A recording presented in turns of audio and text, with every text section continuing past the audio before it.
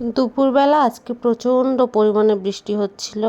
তো আমরা মা ছেলে সবাই ঘুমিয়ে পড়েছিলাম। তো এই যে মাত্র ঘুম ভাঙলো, আর এদিকে আমার ছেলে হাঁ করে দেখতেছে, ভাবতেছে ওর মা কি পাগল হয়ে গেল নাকি, ঘুম থেকে উঠে ক্যামেরাটা অন করতেছে কেন।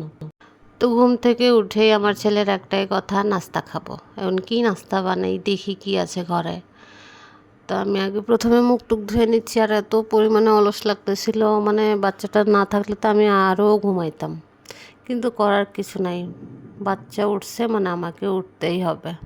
আর আমি ঘুমের ঠেলায় উল্টে পড়ে যাচ্ছি, মনটা চাচ্ছে আরও ঘুমাই, করার আর কিছু নাই। আমারও ক্ষুধা লেগে গেছে।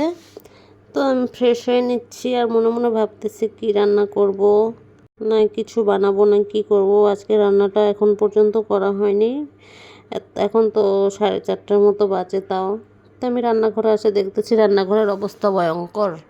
তো যাই হোক, এখানে আমি লুডুস বানিয়ে নিয়েছিলাম, আর লুডুসে কোনো ডিম টিম কিছুই ছিল না।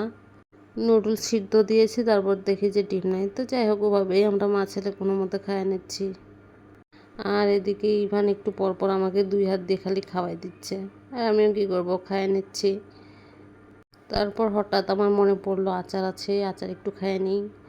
তো এই যে ফ্রিজ থেকে আচার বার করলাম। আর ফ্রিজের আচার আমার একদমই ভালো লাগে না, মানুষে কীভাবে ফ্রিজে রাখে খায় আমি জানি না। আগে যখন আমরা গ্রামে ছিলাম তখন তো আমাদের ফ্রিজ ছিল না, তখন দেখতাম এমনি রাখতো, ওই আচারগুলো খাইতে মজা।